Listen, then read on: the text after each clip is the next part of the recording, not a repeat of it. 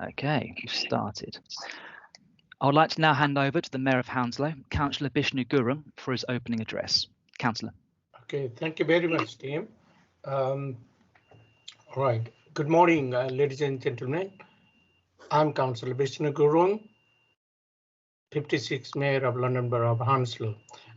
And a very warm welcome to you all to our Holocaust Memorial Day event today.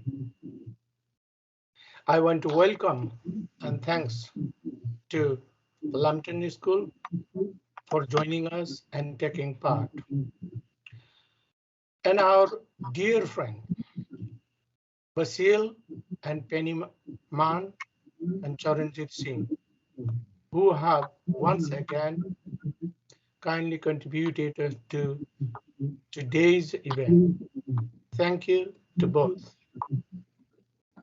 But on behalf of us all, I would particularly like to extend an incredibly special welcome to our guest today is Dr. Martin Stein, who will be speaking to us in a moment. Thank you, Dr. Stein.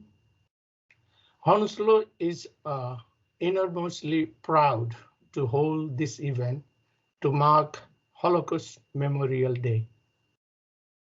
It is something we have done for many years and is one of the most important events in our civic calendar. This year's theme is One Day. It is a time to reflect and learn about the Holocaust, Nazi persecution, and the genocides that followed in Cambodia, Rwanda, Bosnia, and Darfur. In the people, and I hope that there may be one day in the future with no genocide at all. And I also would like to thank you for the Team Duran who organized this event. Thank you, ladies and gentlemen. Thank you. Thank you, Mr. Mayor. It's now with pleasure I would like to hand over to our guest speaker, Dr. Martin Stein. While we're waiting for Martin, Penny, Basil, Charanjit, would you like to say a few words? Good morning, everybody. It's Basil Mann here. Can you hear me? Yes, we can. Thank you. I'm very proud that once again, Holocaust Memorial Day is being taken part, that we in the London Borough of Hounslow are taking part as we've done now for many years. It is a major event, and I met Martin Stein at a lunch a couple of years ago and earmarked him to speak to our gathering. I'm delighted also that our chairman of Hounslow Friends of Faith, Charanjit, is with us, and I'm sure there are many members of the London Borough of SACRE, the Standing Advisory Council of Religious Education. Some of their members are online as well this morning, as well as Hounslow members of Hounslow Friends of Faith. So once again, I just am pleased that the cooperation with Tim and the London Borough of Hounslow, we work every year together. We normally start in September and arrange the event. And without Tim's help, I'm sure it could not carry on. I look forward to listening to Martin in a few moments. Thank you very much. It is an opportunity to remember all the people who died in the Holocaust, a dreadful tragedy. And this event is to try to encourage people to remember that bad things happen and we individually can do our best to make good things happen and stop the bad things. Apologies for all that. It's a technical problem. One day in 1944, I was 5 years old. I was at a little school in Amsterdam. 1944, it was Nazi-occupied Amsterdam. The form teacher had taken my class into the little school hall. She was behind the table, sitting there on the stage, and she had lined my classmates and I up against one of the walls, ready for some exercise or game. When the door at the back of the hall opened and two young men walked in, civilian clothes, I would think they were in their late teens, maybe 18-ish. And one of them said, "Is Martin Stein here?" And the teacher replied, "No, he hasn't come in today." At aged 5, I didn't understand what was going on. So I put my hand up and I said, "But I have come in." And as these two young men were leading me out of the back of that little school hall, I looked round, and I'll never forget the ashen face of the teacher. They took me outside. They had their bikes leaning against a lamppost. They put me on the back of one of their bikes, and the way people do in Holland, and off they cycled with me on the back of one of their bikes through Amsterdam, speaking with me all the way about mundane, ordinary things in absolutely perfect, flawless Dutch. Any language is difficult for a late teenager or an adult to learn perfectly, and Dutch certainly has its difficulties in pronunciation. And Germans have particular difficulty with them. My parents were refugees from Germany and had an accent in their Dutch and made mistakes. These people spoke perfect Dutch. They were Dutchmen. We arrived at a big building. It had been a school, but the Nazis had stolen it and used it as a holding center, interrogation center, and torture center for people they arrested in and around Amsterdam. I was made to wait outside a door guarded by a man and let in to a large office. And in the middle was a desk, and behind the desk sat a man in a green military-style uniform who started asking me questions. By this stage, I'd got a couple of questions. When can I go back to school? When can I go home? And the man sat back a little bit in his chair and raised his hands, and he said he had his remit. That was not part of his remit to answer those questions. It was as if he was wanting me to be considerate towards him. And I think he knew precisely what he was part of. You see, that school was also the headquarters of the secret police arm of the Nazi SS. To join that organization, you had to be a fanatical Nazi, and in training you were made more fanatical still. In Western Nazi-occupied Europe, they were charged, amongst other things, with rounding up and deporting Jews. And in Central Europe, they were murdering Jews on an industrial scale.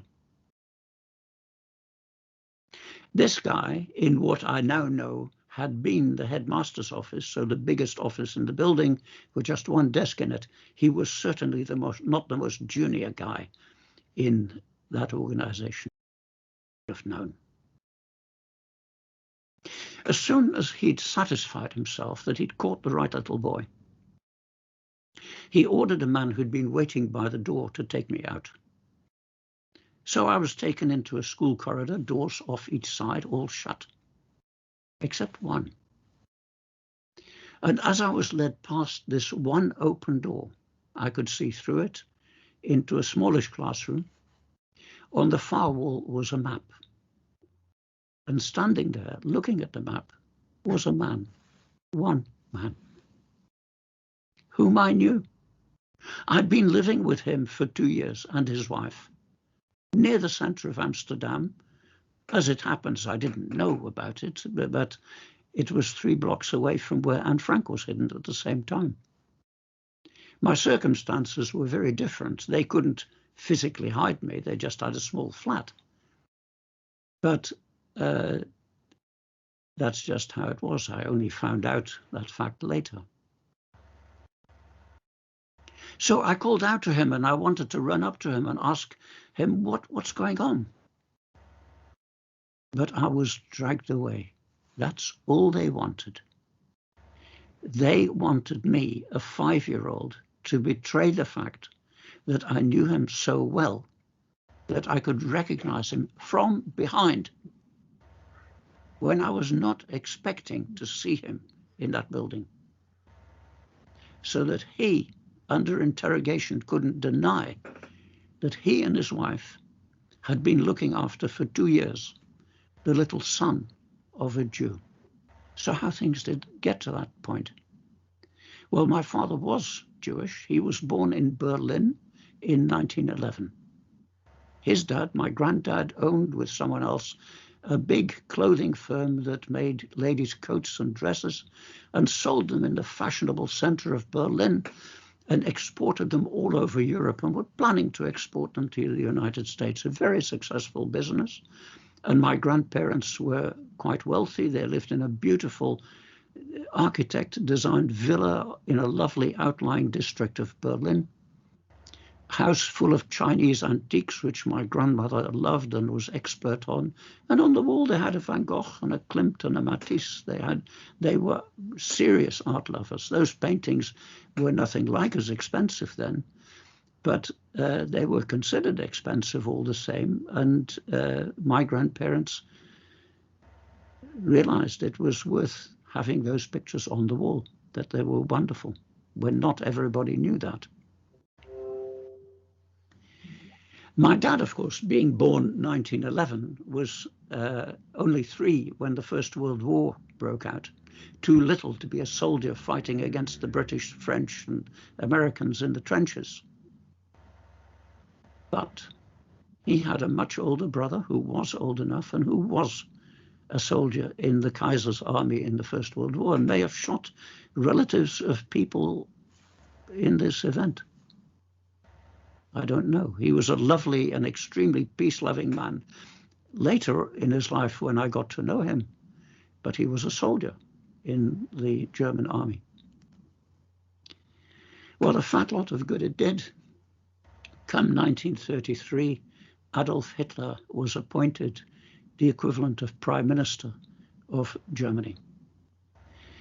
And since he'd never held such an office before, the other politicians thought that they would soon sort him out and moderate his violence. But what happened was that Hitler, the vicious extremist, outmaneuvered all the seasoned politicians. And very soon there were no other permitted political parties. One man, one vote, once.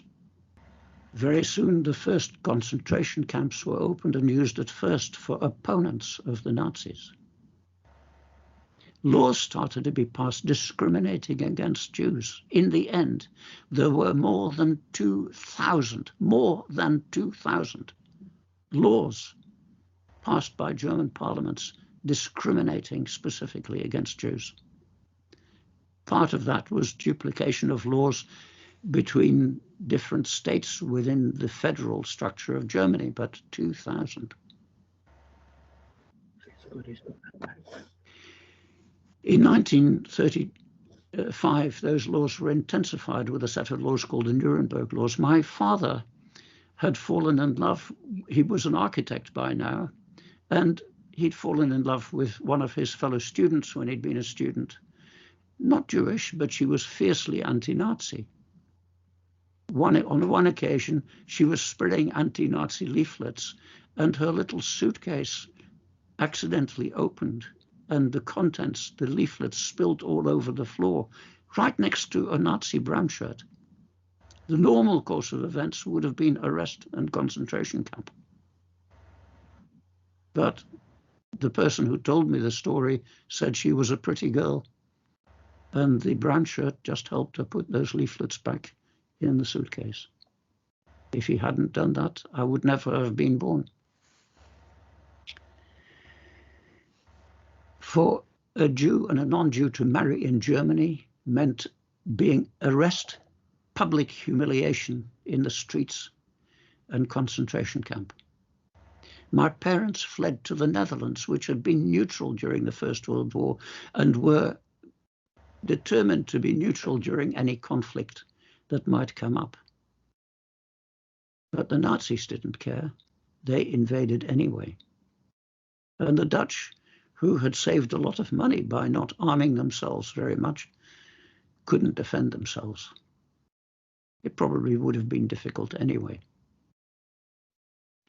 Very quickly, anti-Jewish laws started to be passed in the Netherlands. Jews had to report to the local town hall and register the fact that they were Jews and pay for the privilege. And the punishment for not registering was deportation in one of those cattle trucks or goods trucks. So people registered. And each town hall had a card index, no computers in those days. It would be worse now because computers are more efficient and spread the data further. And adults in the Dutch helped the Nazis invent an ID card, which every adult had to carry. And it was printed on a cardstock, which made it so difficult to forge that the Dutch resistance, which included lots of printers, never succeeded in forging those ID cards. Apart from the cardstock, which was like a banknote, which made the big red letter J stamped in the ID cards of Jews, impossible to remove without it being obvious. They had personal details, a photograph and a thumbprint, with copies kept in the town hall. So now the Nazis knew where all the Jews lived. It became impossible for my dad to earn his living as an architect. He started making wooden toys to sell, to keep us fed and housed. And then when I was 3 years old, my dad disappeared, and no matter how much I asked my mum, she wouldn't tell me where he was. And still at the age of 3, my mum stopped me from playing with other kids in the street. It was too dangerous for everybody to know that there was a little boy, the son of a Jew, living in that flat. Too dangerous. And then one darkening November night, 1942, I saw my dad for the last time. He came home from his hiding place on a farm near Amsterdam, where he was hidden by a devoutly religious Protestant family that felt it was its duty to hide Jews. And he came home because my mum had gone into labor, and he came home to help her get to the maternity hospital and get me off to an architect friend of his and his wife to be looked after for a few days whilst my mum was giving birth. And he must have known that he was risking his life, because there were Dutch people who hunted Jews. All it would have taken would be for one of the people in the street to spot him from the window of their flat, down below in the street, pick up the phone to the local Amsterdam police station and say, "I've just seen a Jew on the street, Mr. Stern. Come quickly and you'll get him." And for that, the betrayer would have got the equivalent in our money today of 38 quid for the life of a human being. And of course, you know, they might pick up a bike that was going spare. The Jews weren't going to need that where they were going, were they? And they might get some furniture and whatever. There were people who made a living out of that. He must have known. And so my baby sister was born. My mum died from a hospital infection. Antibiotics did not yet exist in the Netherlands. My baby sister was looked after by another Dutch couple. They were raided by Dutch police. And she ended up in the hands of the Amsterdam police and in the same prison camp a prison camp with a high barbed wire fence and wooden watchtowers. And the first thing I remember being told is, don't go near that barbed wire fence. The soldiers in those watchtowers have guns and they will shoot you dead. Creosoted wooden huts. Every week a train left, a train of goods trucks and cattle trucks. And those trains had signs, boards on the side saying where they were going. Auschwitz, Sobibor. The prisoners didn't know what those names meant, but the railwaymen and the camp staff knew. And the railwaymen knew that nobody ever came back. My turn came and my sister and I ended up in a cattle truck, no room to sit, wedged standing against each other. One bucket for a toilet, women, children, old people, you know. And the journey lasted about 48 hours. No food. I have a feeling that at one stage in the journey, an enameled mug of water was passed in, but I'm not sure. Now, if I had gone to Auschwitz or Sobibor, you wouldn't be listening to me. I would have died within about 2 hours of arrival. I would be, at age 5, obviously not fit to be turned into a slave with a life expectancy of 3 months on average. The Nazis had a cunning plan to deceive the rest of the world that Jews were being resettled and not murdered. So they stole a town from the Czechs, emptied it, and populated with Jews who had connections in the outside world. And they allowed heavily censored correspondence to complete this deception. They created a kind of Potemkin village, a fake look as if there was food and the shops were actually in business and things were painted up. Equipment was provided for children and the Red Cross was deceived. On day 1, I were removed from amongst the other children by a woman we didn't know. She was also Dutch, and she was there not because she was a Jew, but because she had married a market trader in Amsterdam who was a Jew. And she looked after us in women's dormitories throughout our stay. We were not with the other children. And once the Jews there had served their purpose, they were put on trains, about 1,000 at a time, to places like Auschwitz to be killed. Eventually, it was announced that children had to board the next train. And this woman,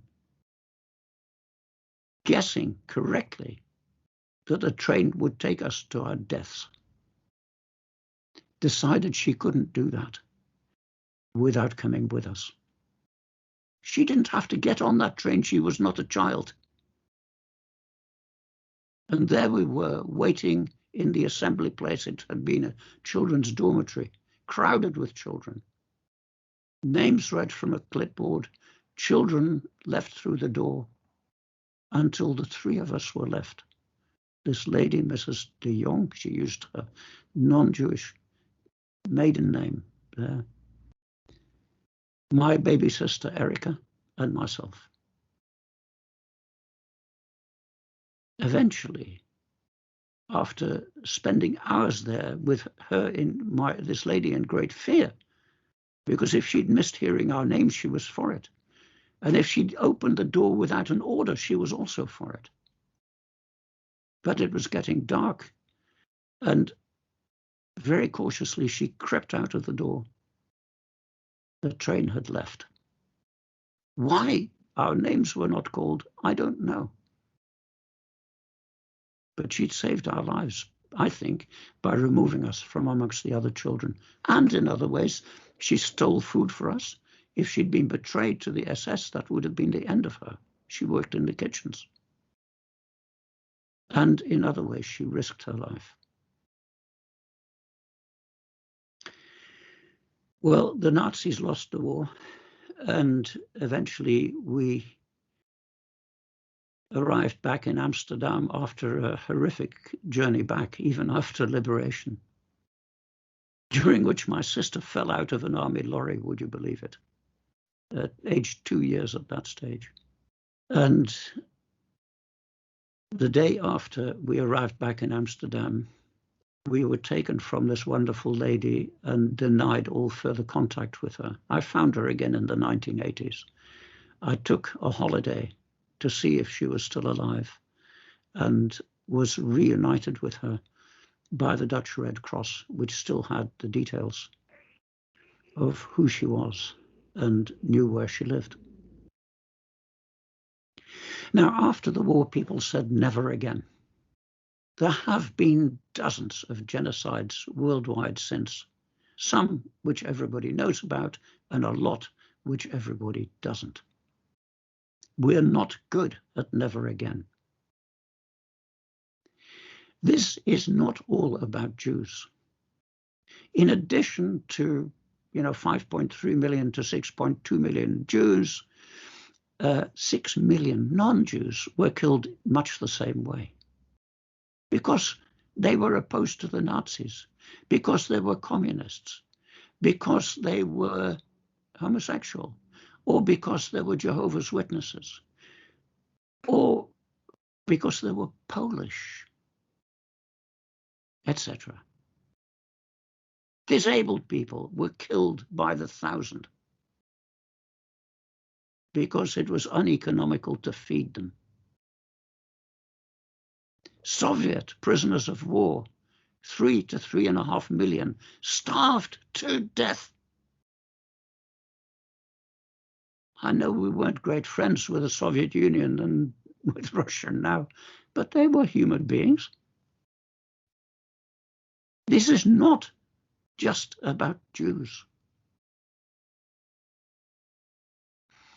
I have marched with an organization called the Aegis Trust until my feet bled,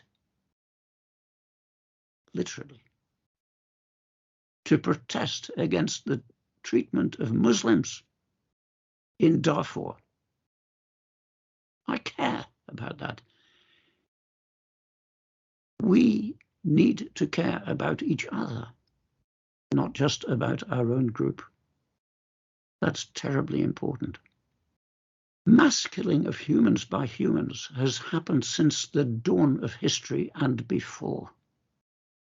Prehistoric bones show that those people were, a higher percentage of them were killed by man than in any known historical period, including terrible periods of war.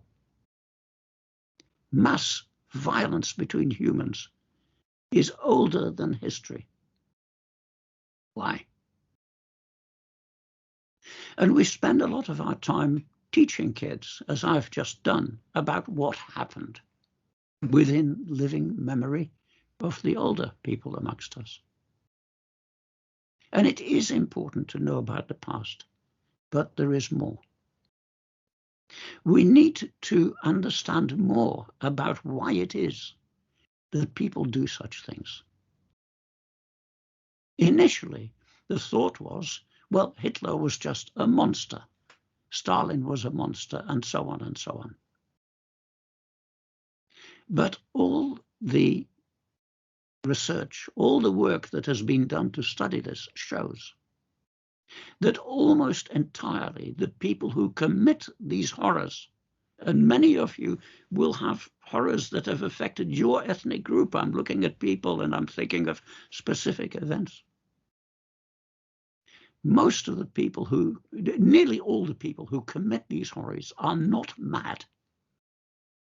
They are ordinary men, ordinary women, but they become monsters. Why? Now, the psychologists, the sociologists, the anthropologists, and all the other ologists in our universities know a terrific lot about why it is that people behave in that way. I haven't time to talk about it. But we need to look at that knowledge. We need to learn to teach it in a way which is comprehensible to a school kid. And it can be taught from primary school. Of course, it has to be taught in a way that is suitable. I teach primary school kids about how I played an April Fool joke on my granddaughters. And they laugh because it's funny. And I ask them, what's that got to do with what I've just been talking about, the Holocaust? You know, silly story about an April Fool joke. You see, at your age, you believe your parents. You believe your teachers. And you even believe your deceiving old granddad. And it's just as well, because when you were born, you knew nothing. Now you're all speaking terrific English. An adult can't do that. Learn it so well in so few years. If you argued about everything, you couldn't learn so fast. But you've learned terrifically. And if you didn't believe your parents and teachers and granddads, you might try sticking your hand in the fire. It would be terrible. You might try eating those poisonous berries in the garden.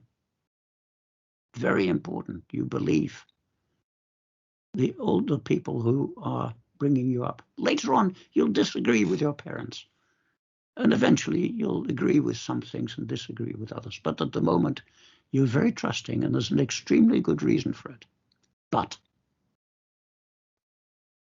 there are people who take advantage and who teach young children to hate people they've never met. Now that's an illustration of how you can talk to primary school kids to start broaching this principle. When we teach children maths in primary school, we don't start with quadratic equations. We start with simple things. And so it should be with this. And every child in every country throughout the world, for the rest of time, needs to be taught things which help the human race to understand itself much better than it currently does.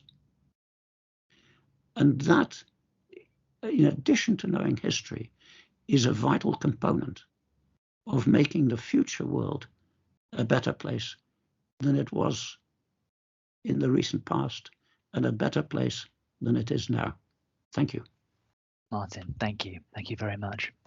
I would like to invite the pupils of Lambton School, who I believe have some questions for Martin. Hear us? It's Lambton School. Yes, we got you. Excellent. Oh, lovely. Sorry, we had some technical difficulties there. Dr. Stein, I just want to say thank you ever so much for your time and your effort. We truly appreciate your insight. I've got a class of Year 9 students here who've been studying about the Holocaust, and they truly have appreciated your time today. We have a few questions, so I'm just going to pass it on to our students, and we really appreciate your answers. Thank you very much. Thank you. What was life like before after the Holocaust? Difficult. I'd lost my parents. My mother had died. My father was arrested. He actually shot 2 of his pursuers as he was being arrested in the fields near the farm where he'd been hidden. And he was, people arrested with weapons in their hands were routinely tortured in the same place where I was questioned. He was sent to Auschwitz. He then reappeared in a concentration camp in Germany called Buchenwald. So the methods of transport were beyond horrific, really.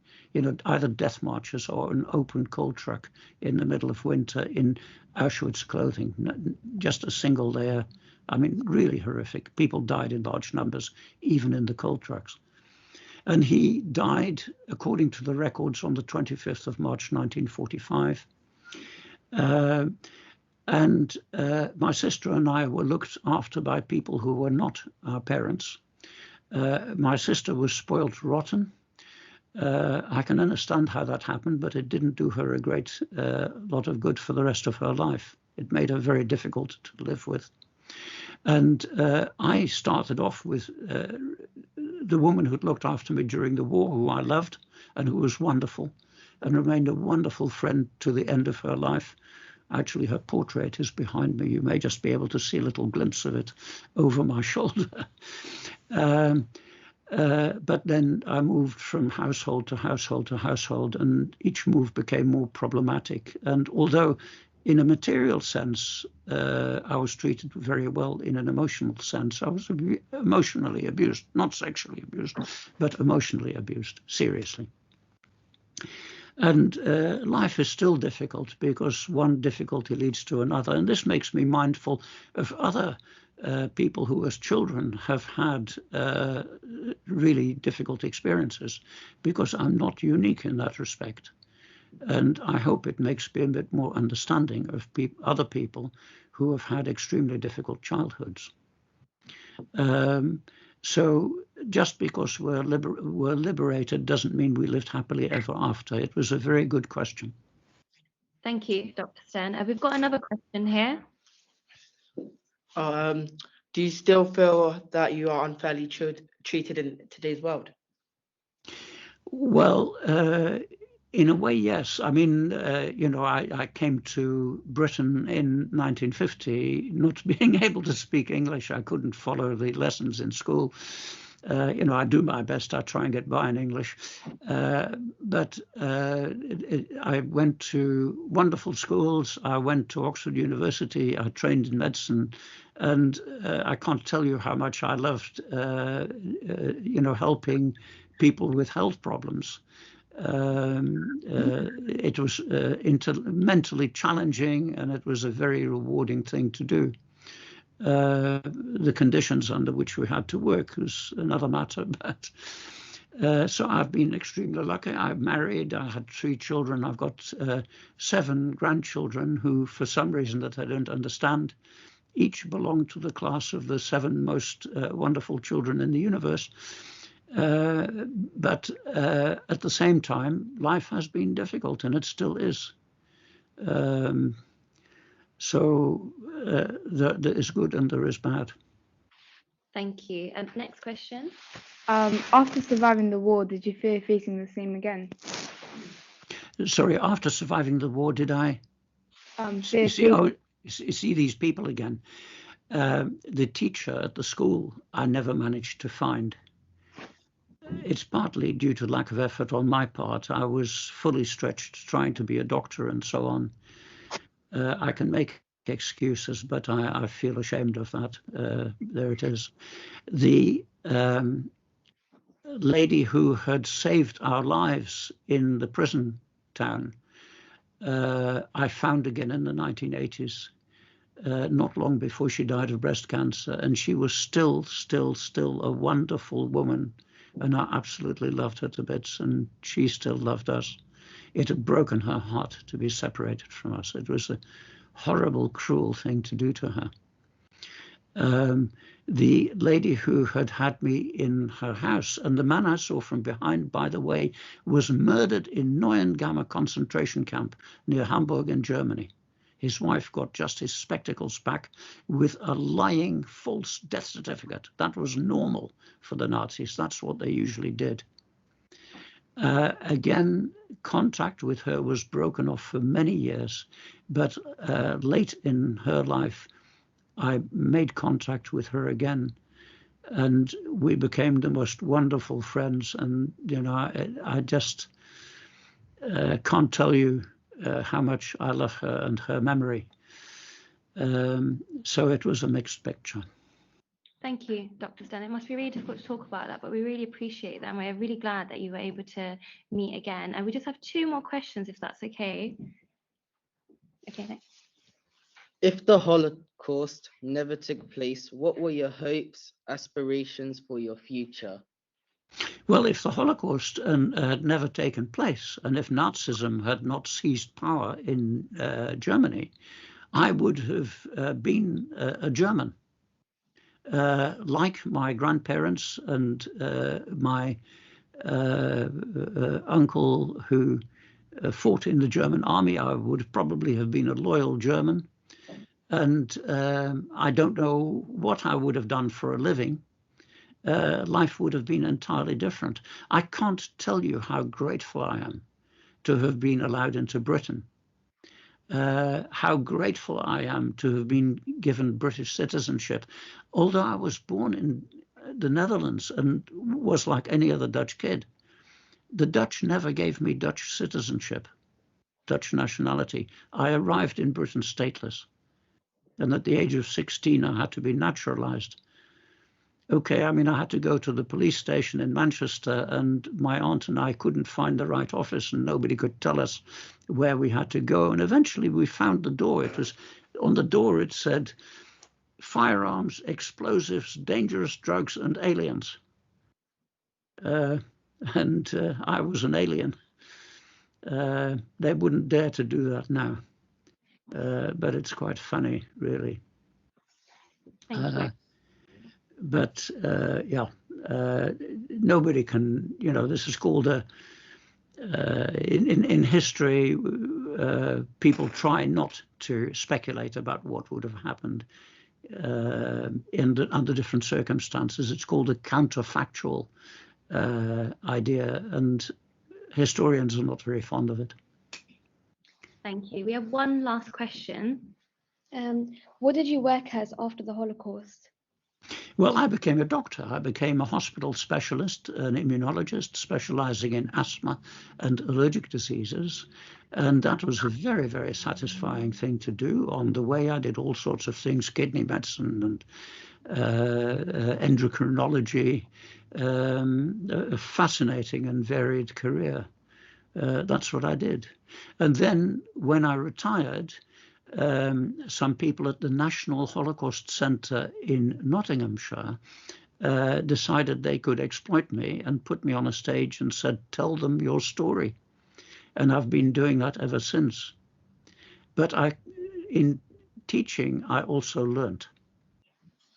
The first thing I learned was it's not my story. I was a kid. I did as I was told. I can't remember ever taking an initiative. Around me were adults who did the most amazing things. My dad, these women who looked after me. It's just breathtaking what the good things other people could do. I was influenced by evil, but I was also rescued by people who were extraordinarily good. You learn from that, and it's their story I'm telling, really. The second thing was that I got a nightmare, that people coming to the National Holocaust Centre would feel they now knew all about the Holocaust. Nobody knows all about the Holocaust. There is always more to learn. And we need to learn its relevance to all the other horrific things that human beings have done to human beings. And the Holocaust was a genocide. There are many others, but not every mass horror is technically a genocide. You know, there are so many horrific things that have happened in human history, and we need to be extremely serious about them as well. This is a major movement now in what's happening in our universities. In Holocaust studies, people study other genocides and not only things that strictly meet the criterion of a genocide. This is right, and I support it. We need to care about the whole human race, not just about our own ethnic group. Absolutely. We need to care about each other. That has become a profession. I not only teach, I also study. I'm a member of the University of Leicester studying this academically. I read and I go to lectures, and I hope to learn until my dying breath. And I wish you will also have the pleasure of never ceasing to learn until the end of your days, that you use the learning skills your teachers help you acquire at school and later at university. It's one of the great joys in life to be able to do that. So all strength to you for that. Thank you so much, Dr. Stein. You've definitely given us many profound takeaways to think about, but not only think about and act upon. I just want my class to all say thank you, because I know they all appreciated it. Thank you. Well, thank you, and it's been a joy speaking with you. Sorry about the technical issues at the beginning. Bye now. Thank you. Bye-bye. Thank you. Now I'd like to pass on to the leader of the council, Councillor Steve Curran. Thanks very much, Tim. Dr. Stern, I just wanted to say thank you on behalf of the London Borough of Hounslow. Everyone on the call, and obviously the students have just said thank you. But on behalf of the residents as well, it's been an inspirational talk from you this morning. I suppose I wanted to say a few things to the students, but they've obviously popped off for lunch early. But I think in the context of Hounslow and your comments about we cannot think that it's over, the fight is over. That's really important. And whether it's Black Lives Matters, whether it's Islamophobia, whether it's LBQT, whatever the fight is around injustice, we have to keep fighting. We have over 145 languages spoken in Hounslow. We have a very multiracial borough, but we have to be mindful of populist politics. We have to be mindful of the far right. We've got to be mindful, if you look at Ethiopia, there's a civil war at the moment, and people are being murdered because of their race or where they're from in that country. We can't forget Rwanda. We can't forget what happened in the former Yugoslavia. These are all modern time acts of, some may be classed, as you say, acts of genocide. So I think as a council, I think as us as individuals, that we should be always on our guard to protect against the politics that allowed the final solution to come to fruition through Nazi Germany. We must never, never forget. And I'm indebted to you today again for reminding us of our duty to remember that and do something about it. So thank you very much, Dr. Stern.